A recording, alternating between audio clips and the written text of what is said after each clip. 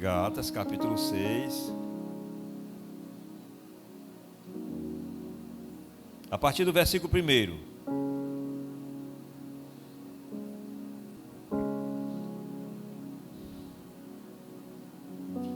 Amém?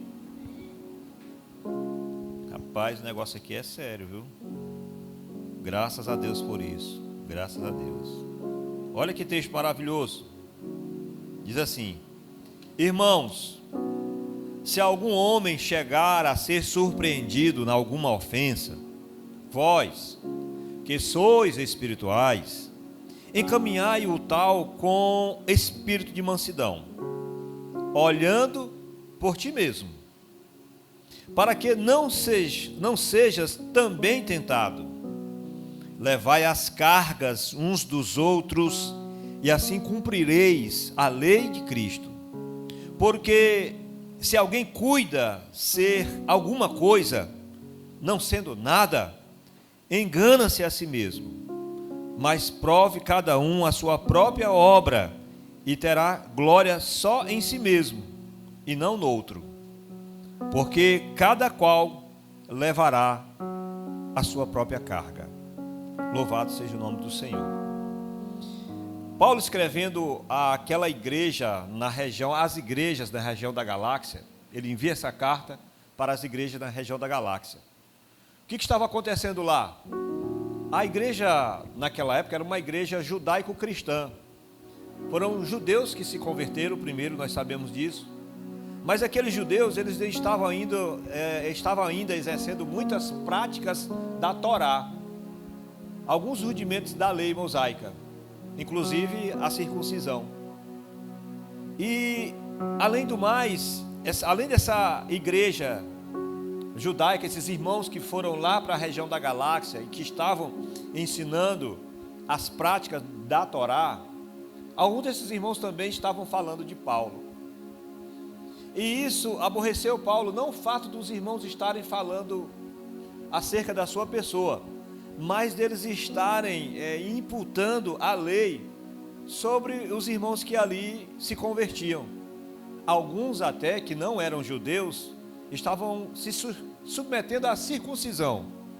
A circuncisão, os irmãos sabem que foi um pacto que Deus estabeleceu especificamente com a nação de Israel.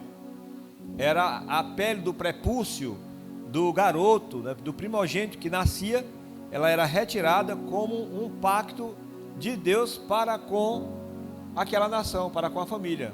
Todo homem, todo macho que nascia lá em Israel, na época da lei, tinha que passar por essa cirurgia. Com 6 meses de vida, a criança passava por essa cirurgia. Era às vezes com a lâmina afiada e às vezes era com a pedra afiada, era feita essa cirurgia. Naquela época eles já utilizavam entorpecentes, já utilizavam anestésicos para anestesiar a dor. E há quem diga, historiadores que dizem que eles aprenderam na época que eles estiveram lá no Egito. Eles aprenderam essa técnica quando estiveram lá no Egito, porque a história secular, eu vi um documentário que diz que os egípcios naquela época já faziam extração dentária com a aplicação de anestesia. E o próprio processo de mumificação, os produtos que ele usa são produtos que entorpecem o corpo da pessoa, os produtos que são usados para conservar os cadáveres, as múmias no caso, né? Então essas igrejas que estavam sendo conquistadas, que estavam sendo criadas, geradas lá na região da Galáxia, essas igrejas receberam a visita desses irmãos judeus que se converteram ao cristianismo. E aqui eles estavam imputando a lei e as práticas judaizantes sobre os da Galácia. E Paulo, né, aborrecido com essa situação, escreveu essa carta. Ele começa falando sobre a necessidade de nós termos esse cuidado, de nós carregarmos o fardo uns dos outros. Eu estava olhando um vídeo na internet e me trouxe uma mensagem muito grande. Um pai estava tirando o óleo do carro com o filho num balde, estava tirando o óleo do seu carro, e o garoto de 6, 7 anos de vida, mais ou menos de idade, e quando ele abriu o TAPS, que fica embaixo, que sustenta o óleo do motor, quem possui carro sabe disso, para escorrer o óleo todinho do motor, e ele deixou escorrendo, e a criança estava ali sempre com ele, né? Geralmente o garoto gosta de ficar perto do pai, quando o pai está fazendo alguma coisa, ou a mãe. E aí ele saiu para fazer alguma coisa e deixou o menino lá. E o menino, vendo aquele óleo escorrer, né, todinho dentro daquele balde, ele começou a brincar com aquele óleo preto. E quando ele começou a brincar com aquele óleo preto, se espantou que não estava todo sujo, né? Estava todo melado com aquele óleo. E aí ele ficou preocupado com o que o pai poderia dizer. O que foi que ele fez? Correu para o banheiro para poder se lavar. E chegou lá dentro do banheiro, entrou, abriu lá a pia e começou a se jogar água, e evidentemente viu que não teve nenhum resultado. E o que foi que ele fez? Pegou papel higiênico lá, o que tinha de papel higiênico, ele tentou se limpar e foi melar mais ainda. De repente ele escuta a voz do pai. Quando ele escuta a voz do pai, ele tranca a porta do banheiro, com medo, né, do que o pai poderia fazer, do que o pai poderia falar. E quando ele se tranca lá, o pai dele, de maneira carinhosa, bate na porta e fala com ele de maneira carinhosa: filho, está tudo bem com você? Eu estou aqui, o papai está aqui para lhe ajudar. E ele conseguiu convencer de maneira amigável aquele filho a abrir a porta. E o filho abriu. Ele disse: eita, mas você está passando por uma dificuldade aí, a gente vai resolver. E pegou aquela criança e levou para a área externa da casa, e pegou sabão e começou com muito cuidado tirar todo o óleo do corpo daquela criança. Tirou a roupinha daquela criança e tirou todo o óleo do corpo daquela criança, não é? Moral da história, irmãos: nós estamos muito mais preparados para vibrar com quem venceu do que abraçar quem está precisando vencer. Nós estamos muito mais preparados para vibrar, para abraçar quem venceu, do que abraçar quem precisa vencer. O problema não é o peso da culpa do pecado das pessoas. Quando o irmão erra, quando o irmão negligencia, o problema não é o peso da culpa do pecado, o problema é o peso da culpa, da condenação.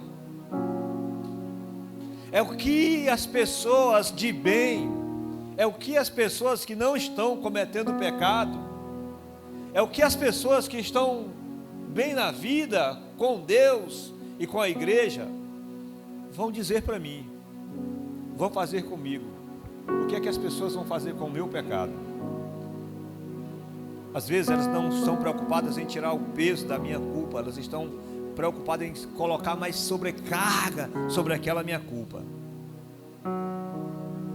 Mas o apóstolo Paulo, escrevendo para aquela igreja, irmãos que estavam se convertendo, recebendo a Jesus como Senhor e Salvador da vida delas, né, que o próprio Jesus disse: conhecereis a verdade, e a verdade vos libertará.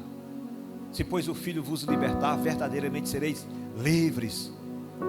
E aí aquela igreja impondo culpa, impondo peso: não, você, se não for desse jeito, você não entra no céu.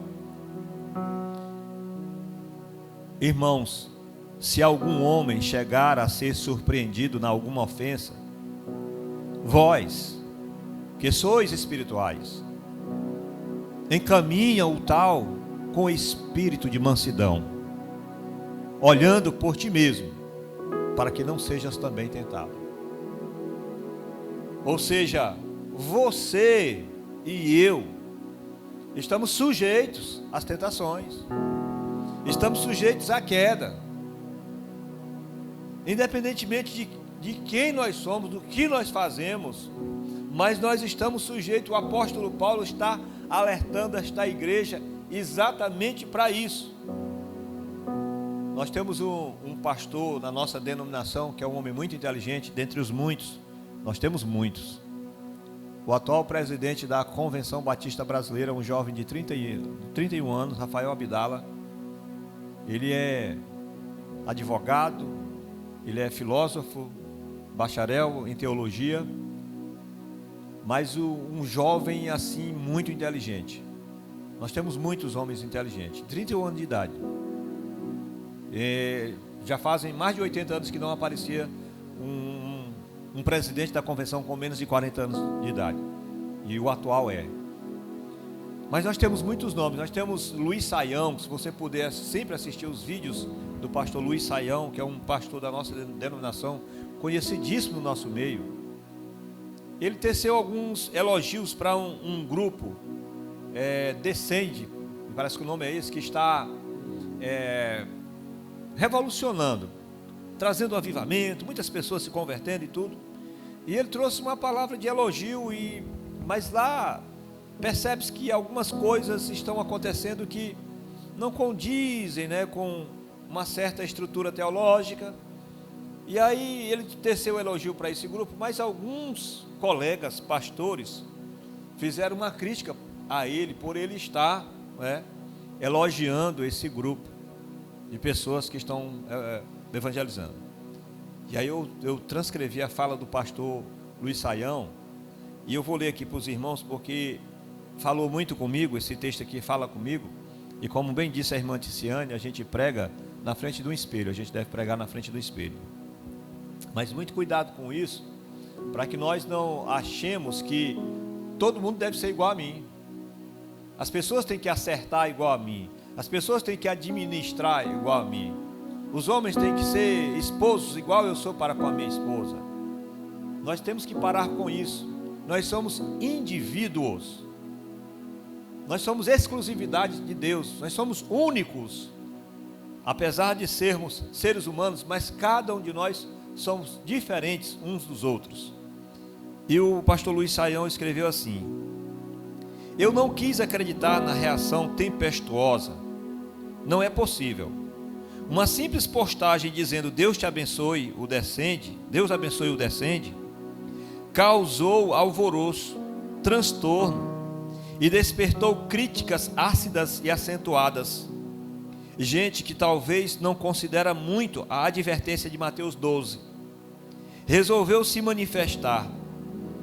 36, mas eu lhe digo que no dia do juízo, os homens haverão de dar conta de toda palavra inútil que tiveram falado. No 37, pois suas palavras você será absolvido, por suas palavras você será absolvido, e por suas palavras será condenado. Eu nem afirmei que apoio ou subscrevo tudo o que faz ou fez o movimento Jovem Descende. Uma loucura. Se minhas postagens poéticas, missionárias, humanitárias e teológicas despertassem o mesmo nível de reação, sinceramente é difícil aguentar esse nosso mundo louco. Será que não se entende que não podemos conviver somente com um espelho? Com alguém idêntico a nós? Nós queremos que as pessoas elas sejam idênticas a nós. Não é possível tanto olho mau, que seletivamente só enxerga o pior do que está diante de si. Já não posso suportar. Se cito Desmond Tutu, sou de esquerda. Se menciono Heschel, sou judaizante. Se elogio Booker, sou de direita. Se falo com Rodrigo Silva, sou adventista. Se sou da Convenção Batista, sou denominacionalista. Se falo na Assembleia, sou ecumênico. Se ajudo refugiados palestinos, sou da agenda da ONU. Como dói lembrar das palavras de um asiático do Extremo Oriente. Diz assim: vocês cristãos não podem ser sérios. Brigam tanto entre si e não acreditam no que falam. Não existe um só Deus, uma só fé. Vocês são a prova disso. Não existe um só Deus, uma só fé. Vocês são prova disso. O meu Descende acompanhou gente terrível como Hernandes Dias Lopes, Jeremias Pereira, Rafael Abdala, Davi Lago e Rick Warren. Ainda sonho ser pior do que o Descende. Ainda desejo conversar com uma herege de vida amorosa destruída, a samaritana. Quero ajudar um militar pagão, invasor e cruel, o centurião fariseu. Centurião romano. Preciso jantar na casa de um fundamentalista radical, Simão, o fariseu. Um dia terei um discípulo zelote, esquerda daquela época, e outro publicano, o de direita. Talvez eu consiga de maneira plena ver pessoas, rosto de gente, não apenas rótulos ou causas. Deus abençoe o Descende e as iniciativas cristãs do mundo, mas e os erros? Serão enfrentados com lágrimas, principalmente os meus. Em Eclesiastes capítulo 4, versículo 9, diz assim, melhor, a partir do versículo 9, melhor é serem dois do que um, porque tem melhor paga do seu trabalho. Porque se um cair, o outro levanta o seu companheiro, mas ai do que estiver só, pois caindo não haverá outro que o levante. Também, se dois dormirem juntos, eles se aguentarão, mas um só, como se aguentará? E se alguém prevalecer contra um, os dois lhe resistirão, e o cordão de 3 dobras não se quebra tão depressa. O problema não é o peso da culpa, mas o peso da condenação. Lá na sua empresa, na sua loja, lá no seu empreendimento, você colocaria um ladrão para trabalhar no caixa? Você colocaria raposa para tomar conta de galinha? Jesus fez isso. No dia do juízo, no dia do grande juízo, Judas pode cobrar qualquer coisa de Jesus. O que ele não vai poder cobrar é que Jesus não deu oportunidade para ele. Irmãos, esse é o maior instrumento de ser igreja. Desse ponto aqui, nós podemos partir para qualquer outro lugar, para qualquer outro ponto, a partir desse ponto. Nós não podemos partir como igreja, nós não podemos viver como igreja, senão a partir desse ponto. O ponto da comunhão, o ponto da união, o ponto da sensibilidade.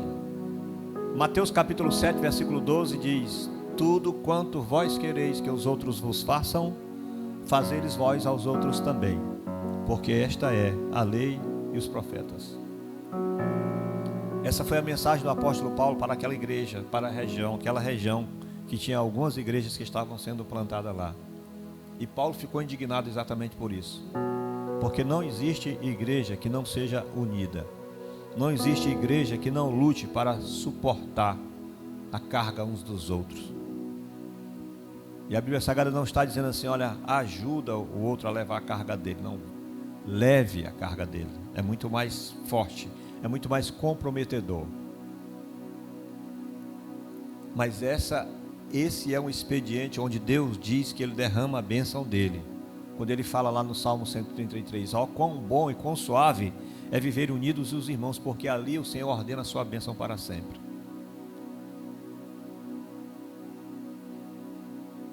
Nós não podemos ser igreja. Às vezes a pessoa, ela está precisando da sua motivação, ela não está precisando da sua crítica. Às vezes a pessoa, ela está precisando da sua honra, e você honrar ela. A igreja, ela não precisa da sua crítica. A igreja, ela não precisa dos nossos indicadores, apontando onde é que está o erro, mas apontando para o céu, onde é que está o acerto. É disso que a igreja precisa. Que Deus tenha misericórdia de nós, que nós caminhemos juntos, porque juntos somos mais fortes. Aliás, o slogan da campanha da Junta de Missões é essa: somos um. Deus, quando olha para nós do alto dos céus, quando Ele olha do alto dos céus, Ele vê um corpo. Estão as igrejas lá, as igrejas cristãs lá no Japão, lá na Coreia do Norte, lá no Afeganistão. Estão as igrejas cristãs lá na China, nos Estados Unidos, nas brenhas da selva amazônica. E Deus olha e vê um corpo. Ele diz que nós somos o corpo de Cristo. E detalhe, Cristo é a cabeça. E quando eu me porto de maneira desonrosa para com os meus irmãos, será se realmente eu estou ligado à cabeça que é Cristo? Que corpo é esse? Que essa cabeça é sã, que essa cabeça é boa, mas esse membro é louco, esse membro é doentio? Será se eu estou ligado a essa cabeça? Será se esse corpo está ligado a essa cabeça? Repensemos, estejamos unidos, sejamos tolerantes uns com os outros. Eu não estou falando de você ser permissivista com o pecado alheio, não é isso. Não é você ajudar a pessoa a pecar, mas é você ajudar a pessoa a se levantar. Eu hoje fui procurado pela família, né, daquele jovem que eu falei no grupo da igreja, não vou falar o nome aqui, o culto é gravado. Um jovem que já vinha há anos lutando contra a dependência química. E eu honestamente já tive vontade de tirar o cinturão e dar umas boas surras naquele jovem. Digo jovem assim, um camarada de seus 45 anos, né? 42. Levei ele para Goiânia, coloquei no meu carro, 1.800 quilômetros daqui para lá. Coloquei numa comunidade terapêutica lá, para tratar contra a dependência química, não deu certo. E já fazem uns 14 anos que a gente vem tentando com ele. A esposa largou e hoje eu fui procurado pela família para nós levarmos ele para uma clínica. Agora não comunidade terapêutica, mas para uma clínica dependente química. Com muita luta, eu consegui colocar ele todo sujo dentro do meu carro. E abasteci o carro e saí daqui para direção a Teresina. Quando chegou aqui, antes de sair da cidade, ele disse: eu não vou. Eu disse: não, você vai. Não vou. Você não abrir a porta, eu pulo do carro, eu mexo no volante do carro. Eu digo: não vai precisar você fazer coisa nenhuma, só você dizer que não quer ir, não tem problema nenhum. Voltei, fui deixar ele lá na boca de fumo onde eu peguei ele. Não é fácil. Eu já me revoltei com ele várias vezes, já me revoltei com ele várias vezes. Mas a Bíblia Sagrada diz, irmãos, que nós devemos suportar uns aos outros, levar as cargas uns dos outros. A Bíblia Sagrada diz que nós precisamos estar unidos. A Bíblia Sagrada nos faz entender claramente que é o único ambiente onde Deus derrama sua bênção, é num ambiente onde há comunhão. Uma coisa é nós estarmos unidos, juntos, outra coisa é nós estarmos em comunhão, é totalmente diferente. Às vezes nós estamos dentro das igrejas, até sentados um do lado do outro nos bancos da igreja, mas quando sai ali naquele portão, cada um vai para a sua casa, e a gente vai se ver no final de semana seguinte. A gente nem tem noção do que o irmão está passando. E quando sabemos que o irmão está passando por alguma coisa, nós não nos sensibilizamos com a causa dele. Às vezes nós temos que dizer para outras pessoas: olha, estou morrendo. E às vezes dizendo que você está morrendo, ainda assim não causa sensibilidade na vida das pessoas. Às vezes sabemos que a pessoa está passando por uma determinada dificuldade, seja ela qual for, mas nós não fazemos. Se algum homem chegar a ser surpreendido em alguma ofensa, vós que sois espirituais, encaminhai o tal com espírito de mansidão, olhando por ti mesmo, para que não sejas também tentado. Louvado seja o nome do Senhor. Vamos orar, vamos ficar de pé.